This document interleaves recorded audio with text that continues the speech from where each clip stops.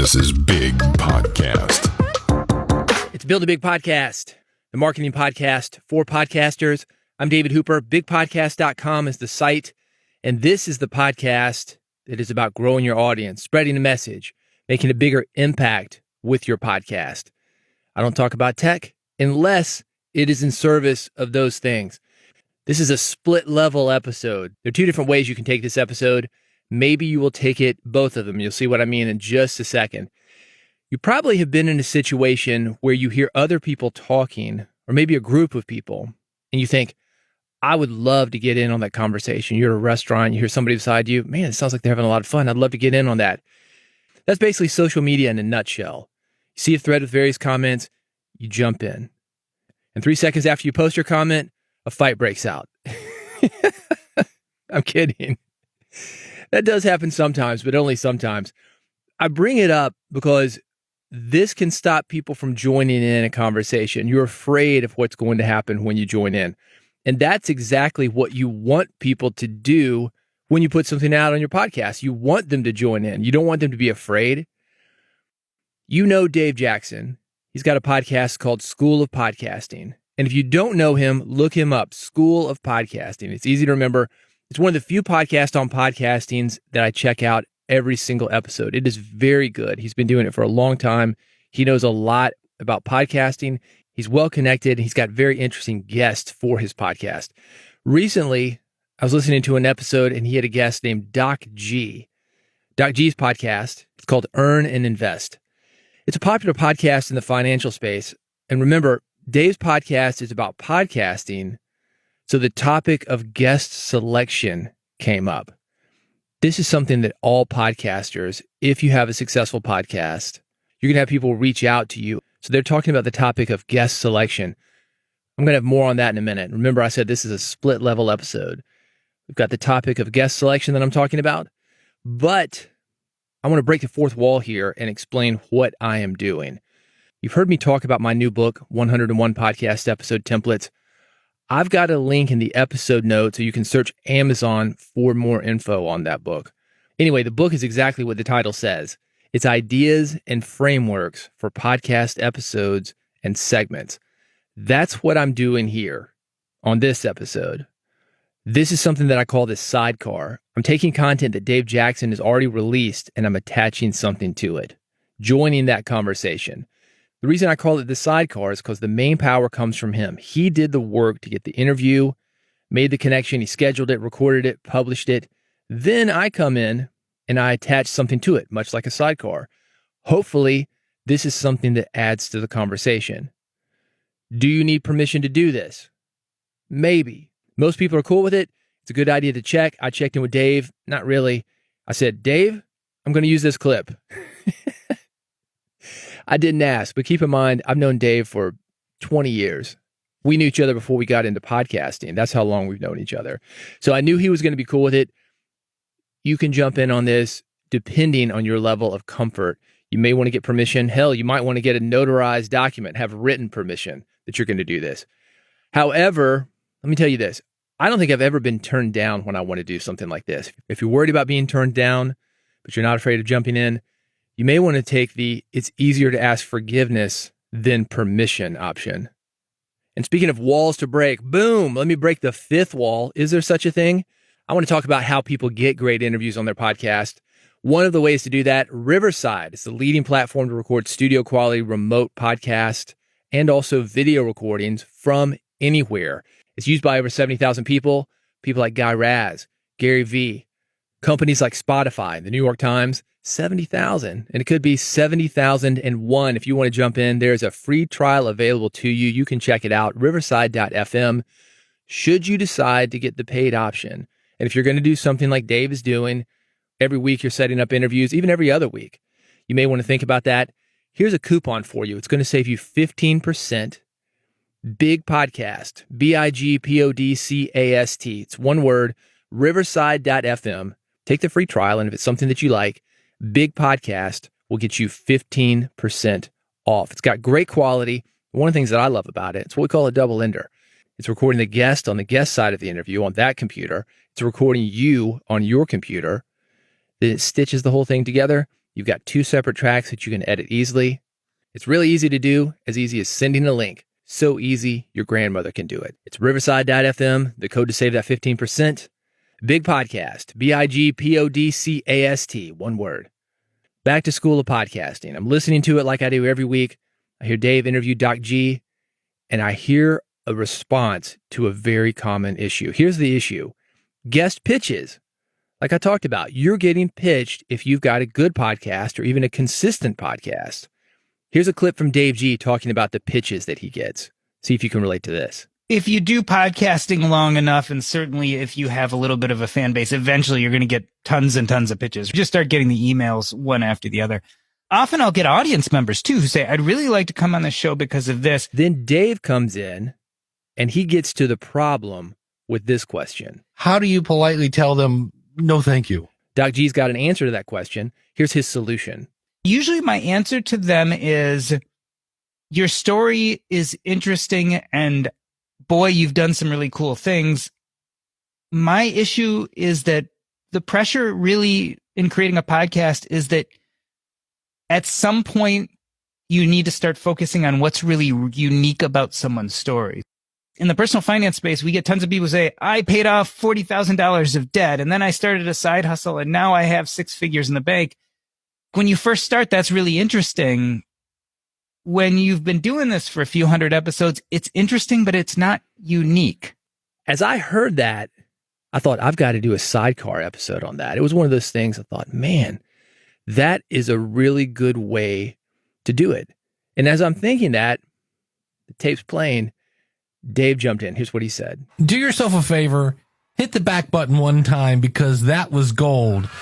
So me and Dave, we're on the same page. Then the story continues. Again, Doc G, he's got some great info when it comes to turning down guests and building trust with both your audience and guest.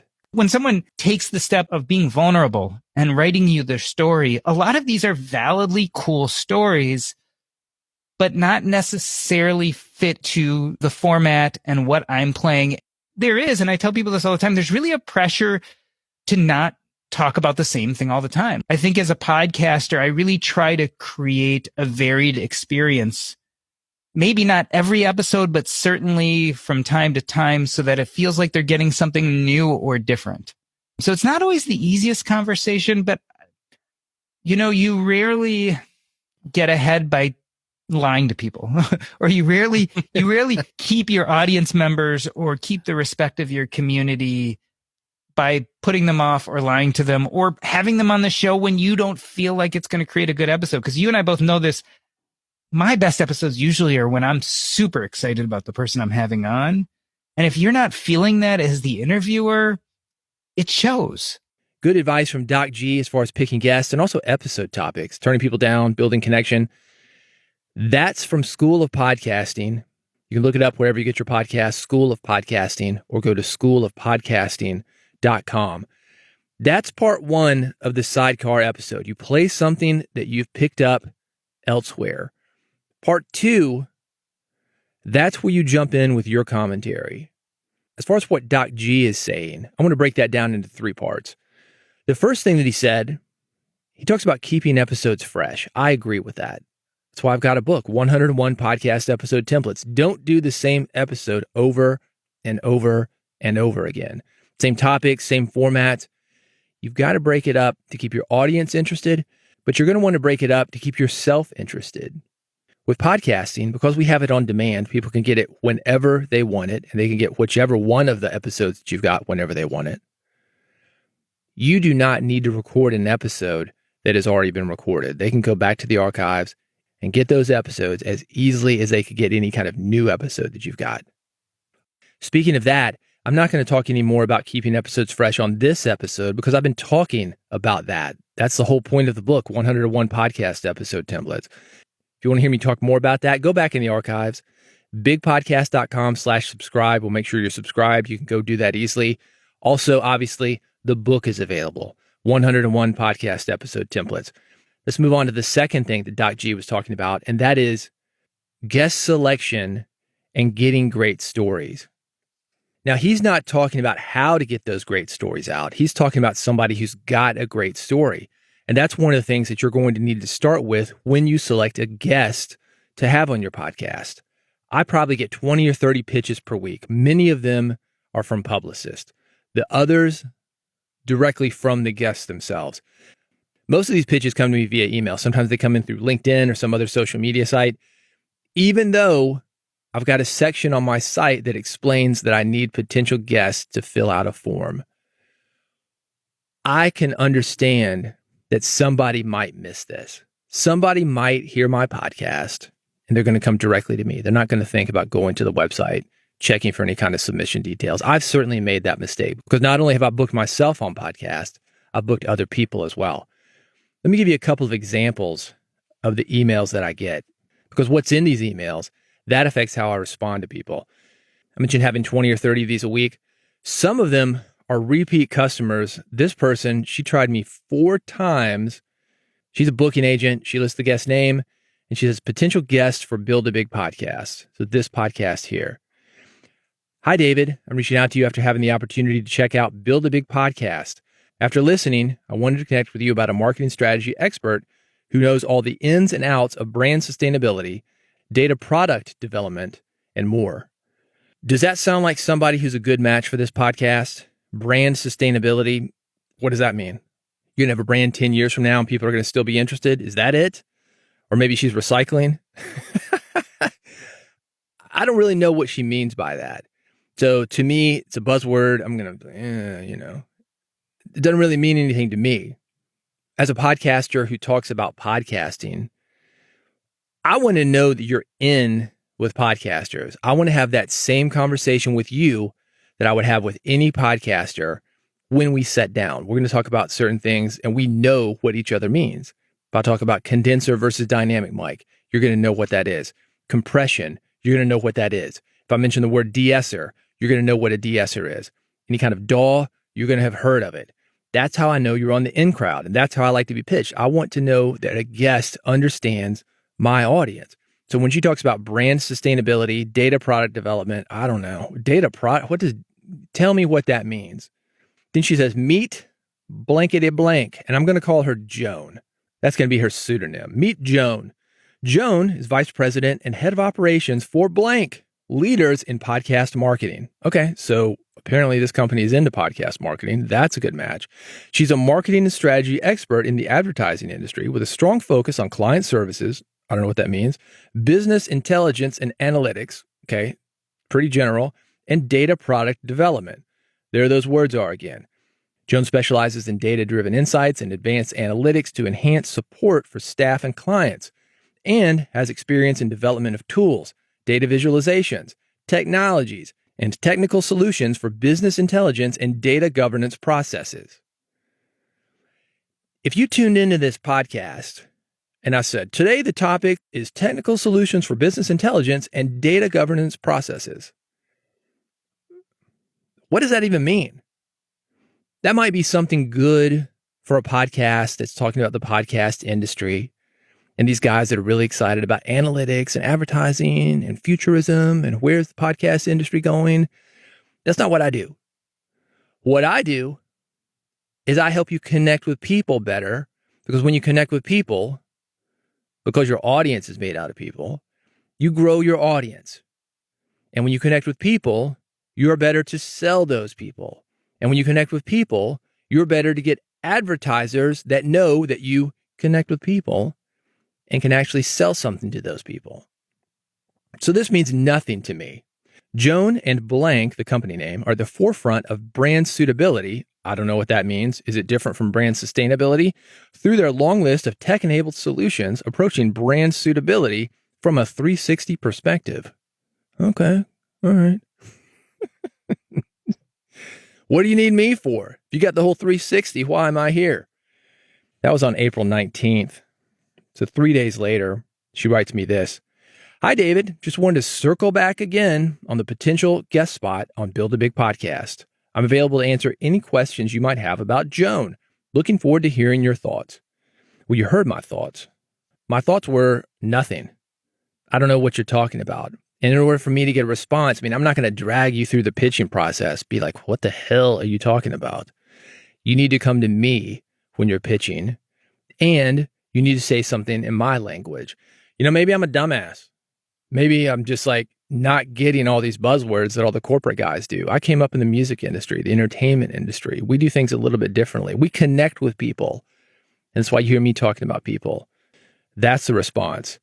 A week after that, when she didn't hear from that, hi, David, checking in to see if you've had the opportunity to review potential guest spots for Joan, VP and head of operations with blank. That's her company name.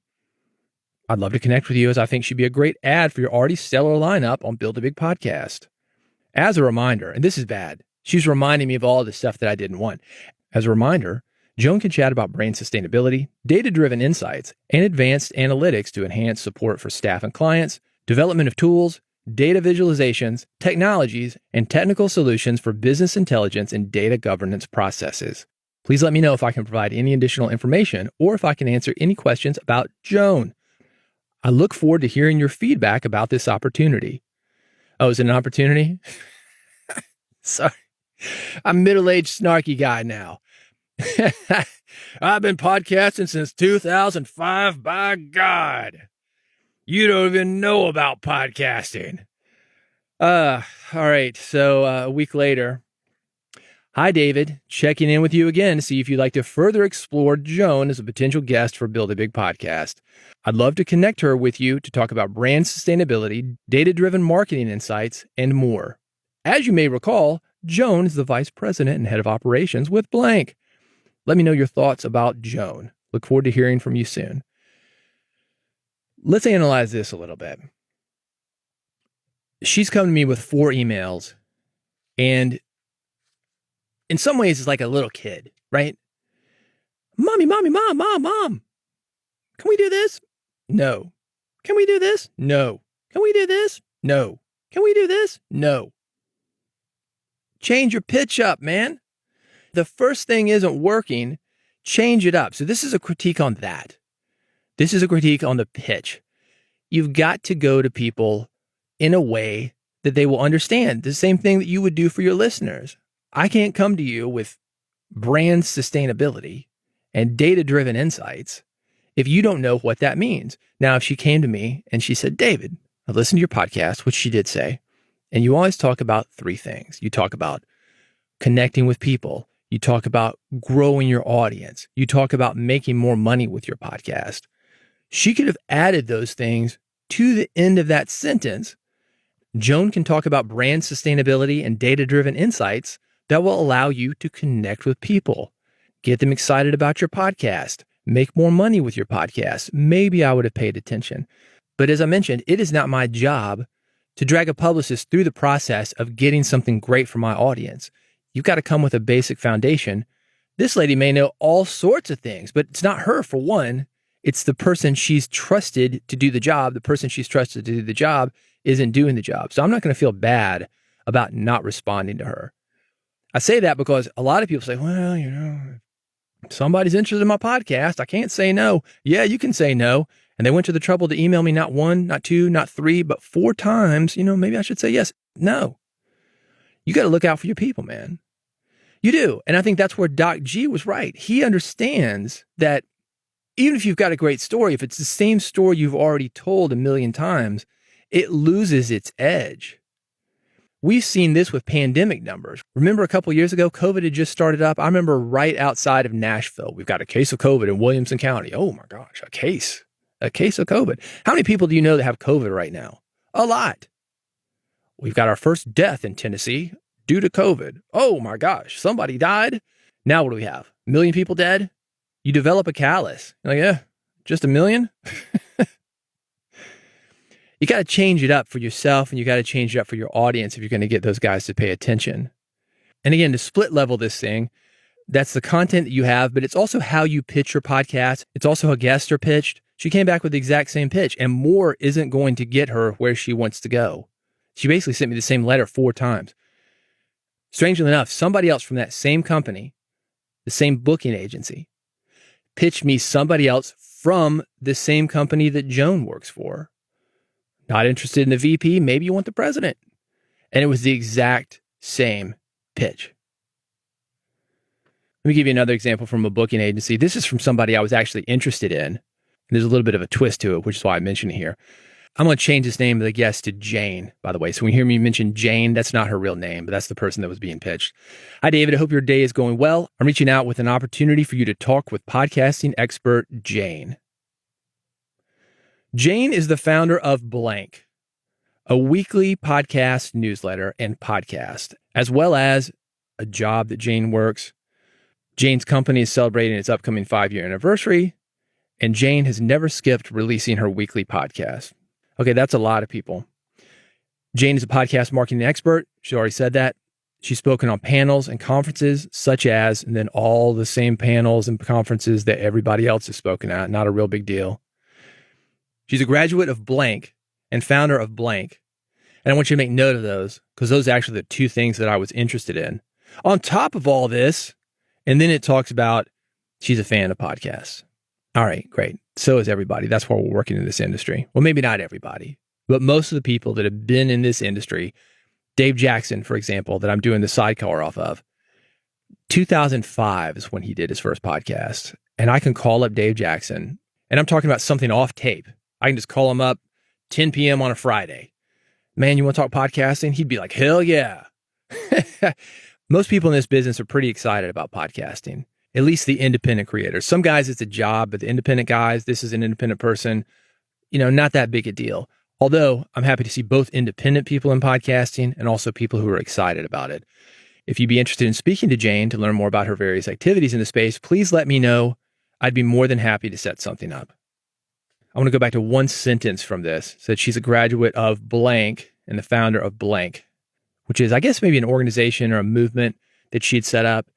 And where she graduated from, it was a training that I would 100% be interested in talking about. So I went back to the booking agent. I said, yeah, this is great, but I need more information from her to make this decision because I want to know that Jane or Janet or whomever I'm booking is actually interested in being on my podcast, not some throwaway. That happens a lot. You get these agents and they are paid to book somebody anywhere, not your podcast. They don't care if it's my podcast or School of Podcasting or Joe Blow's House of Podcast. They're not interested in my message or Dave's message or Joe Blow's message specifically. They're interested in hearing themselves talk. So I like to talk to a guest specifically before I actually book them. I said, all right, send her to this, have her fill it out. I will find out more about her. We can do a pre-interview. Then I can make the decision. But I can't go on, hey, she's released a podcast 5 years straight, never missed a week. That's everybody. I talked about Jeff Sanders on here probably a month ago. Dude's been doing that for 7 or 8 years. That happens all the time. I don't think Dave Jackson has ever missed a week of his podcast. That's one of the reasons these guys that you know about, these well-known podcasters with well-known podcasts, are in the position that they are in. They never miss an episode. That is so common. These booking agents, they don't know. Anyway, to get back on this point, I wanted to give you examples of how I'm being pitched. But I do that basically to say, it's fine for you to turn these people down. It is 100% okay to do because these people are not coming to you doing the work that you are going to have to do to get a good episode for your audience. These people do not care about your audience. That's what I have found. And I try to be nice because, as I mentioned, I've booked people myself before. I've booked myself before. But I've also said yes to enough of these guests to know that most of the guests don't care. They don't understand it. They might not even understand podcasting. And the publicists definitely don't care.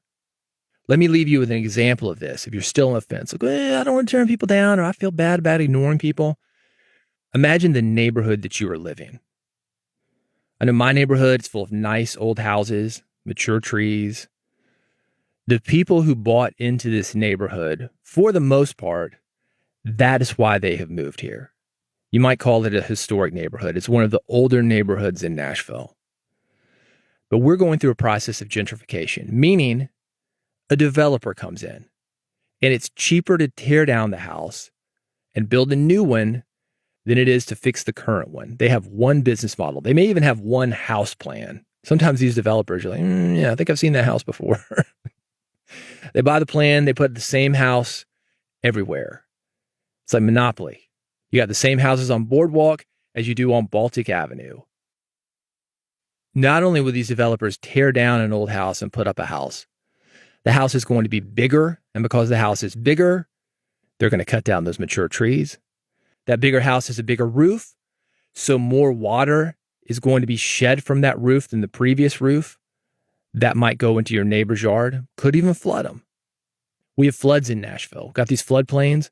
Every time it rains, if you're in a floodplain, a lot of these houses, they're going to have water in the basement. It's a bad situation here.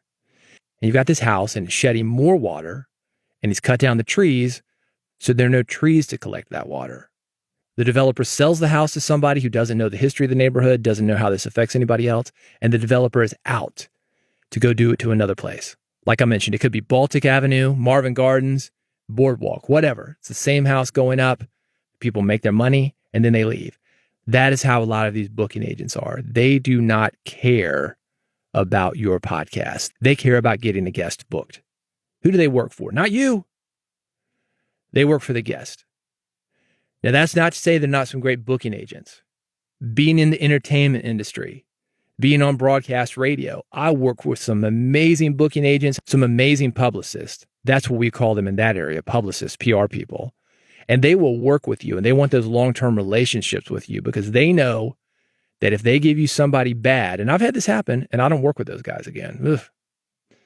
Fool me once, shame on you. Fool me twice, shame on me. You know that deal. So that's not to say they're not some good people that will work with you, but the podcast booking space, there's so much churn and burn in it. It is a very difficult job to get somebody booked on a podcast. Like I said, I've done it. And I've done it for myself. You know how hard that is if you've ever tried to get a booking on a podcast. It is very difficult. So you have people coming in, they think it's going to be easy. They think, oh, it's cool. I can work from home, set my own hours, time shift everything, write the email today in the middle of the night, whatever, goes out tomorrow, goes out Monday. That email sequence, that was on auto reply. I'm sure that when they don't hear from you, they automatically send a follow-up and then another follow-up and then another follow-up until they wear you down. That's how these guys work. And I'm not saying that these guys are bad people. I'm saying that is how the business works. More importantly, what I'm saying for you is to look out for your audience. Think about those episodes you are putting out. Are they interesting? Are the guests interesting? Are the stories interesting? That's what Doc G is talking about. That is the thing that you need to put first when you're dealing with anybody. Don't try to be the nice guy that lets everybody in, gives people a chance. Let people prove themselves. Let them fill out that form. Go back to them if there's something that might be good and say, you know, this sounds like it could be good, but I need you to fill out a form. I need to get on the phone with you. If they're not willing to do that, they're not really interested in your podcast, which takes me back to the point that I just made. Most people are not. They're developers that are going to leave your neighborhood and you're left there with whatever they developed. Do not shortchange your audience or your podcast itself just to be nice, just to avoid saying no. Your audience deserves good episodes. Take Dave Jackson's advice, go back, play that clip. Let's sidecar this. How are you handling people who pitch your podcast? I want to know. Reach out to me at David Hooper on Twitter is a good way to do it. You want to shoot me an email? Got a form for you, man. It's at bigpodcast.com. That makes sure that I get it. If you want more from me, you can subscribe to this podcast and never miss an episode at bigpodcast.com/subscribe. Dave Jackson, School of Podcasting. You absolutely want to subscribe to that as well. That's at schoolofpodcasting.com. You can search for School of Podcasting wherever you get your podcast. Dave is great at looking at podcasting from a different perspective. He's been around a long time. He was there in the beginning. And as I mentioned, he's still as enthusiastic now as he has ever been. Not only is he doing School of Podcasting every week, he's got about 40 other podcasts he works on. Every time I talk to him, he started a new one. I've never seen somebody that I think should be more involved in podcasting. You know, you find this guy, you think, man, that guy just found the right thing for him. And Dave is one of those guys. So if you're excited about podcasting, you want to learn about podcasting from a guy who's been there, done that, and most importantly, doing that, continuing to have his boots on the ground and be in the trenches with you, Dave Jackson is the man. Schoolofpodcasting.com. Thanks for listening to Build a Big Podcast. I'll see you on the next episode.